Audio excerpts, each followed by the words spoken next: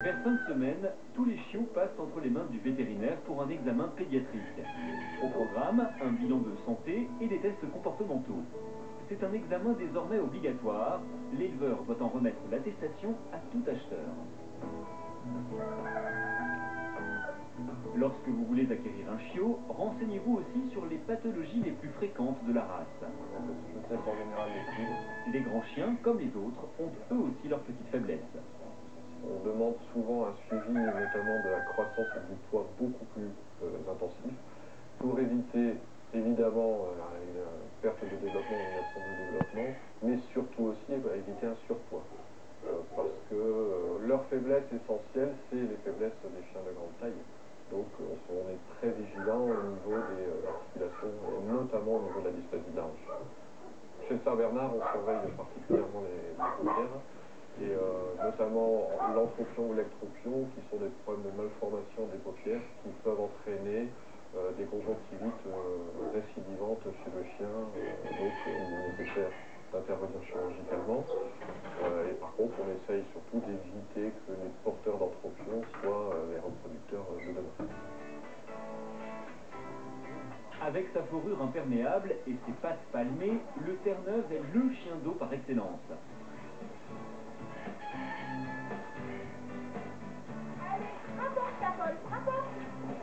Nageurs incomparables, ce sont des chiens fréquemment utilisés par les sauveteurs aquatiques. Pour autant, faut-il être un passionné de sport nautique pour posséder un tel chien? Pas forcément. Il a de très fortes prédispositions, oui. Il aime ça. Une gamelle d'eau qui traîne, il s'amuse aussi. Hein, mais le Terre-Neuve est aussi très joueur. Donc voilà, des enfants, un ballon, des promenades, du jeu peuvent parfaitement lui suffire. Donc il s'intègre parfaitement à la famille, mais il supporte mal de rester seul, voilà. Il faut vraiment beaucoup s'en occuper, être présent. Il est totalement dévoué à son maître, le Terre-Neuve. Donc on lui manque vite. C'est très têtu, mais en même temps, c'est un gros monstre d'amour, moi je dirais. Hein. Autre sauveteur, mais en montagne, le Saint-Bernard. Lui aussi est une force de la nature, dévoué et courageux. C'est vraiment le sauveteur au grand cœur que tout le monde connaît. Il a une réputation depuis quand même quelques siècles. De par sa taille, ça le différencie des autres parce que c'est quand même un des plus gros molosses, puisque les mâles peuvent atteindre, voire dépasser les 100 kg. Ils ont un excellent flair, ce qui en fait des chiens de recherche assez exceptionnels pour la neige. Et une force considérable. Donc quand ils voulaient sauver quelqu'un, non seulement ils avertissaient qu'il y avait quelqu'un dedans, mais en plus ils pouvaient dégager la personne.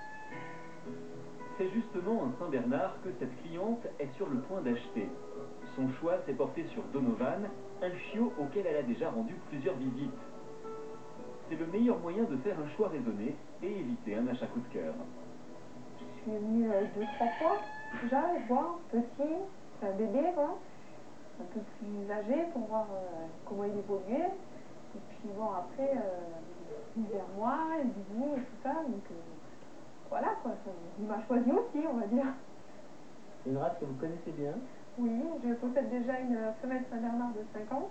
Et puis maintenant, elle va avoir un copain qui va pouvoir lui tenir compagnie. Chez nous, les chiots partent lorsqu'ils atteignent l'âge de 2 ou 3 mois. Quand le sevrage est bien fini, et par la mère et par nous-mêmes. Si le chiot n'est pas suffisamment sevré, vous risquez de gros problèmes de comportement, voire d'agressivité. Donc c'est vraiment primordial, il ne faut pas qu'il parte trop tôt. Donc là, je vais vous mettre tous les documents. Alors le principal, le carnet de santé.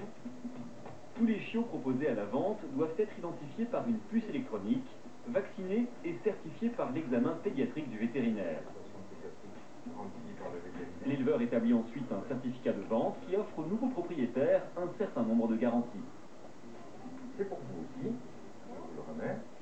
La vente de chiots est régie par le code rural et les garanties sont au niveau de plusieurs maladies. Alors vous avez dedans la toux du chenil qui est une des plus connues, la maladie de Carré, la parvovirose, qui sont des maladies garanties entre 5 et 8 jours, puisque c'est la période d'incubation.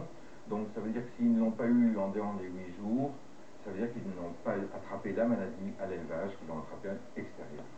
Vous avez aussi en garantie, vous avez la dysplasie de la hanche, qui est la dysplasie coxofémorale, qui elle est une garantie étendue sur 1 an. L'original est pour vous, et vous avez au dos toutes les conditions de vente et toutes les garanties qui s'appliquent aux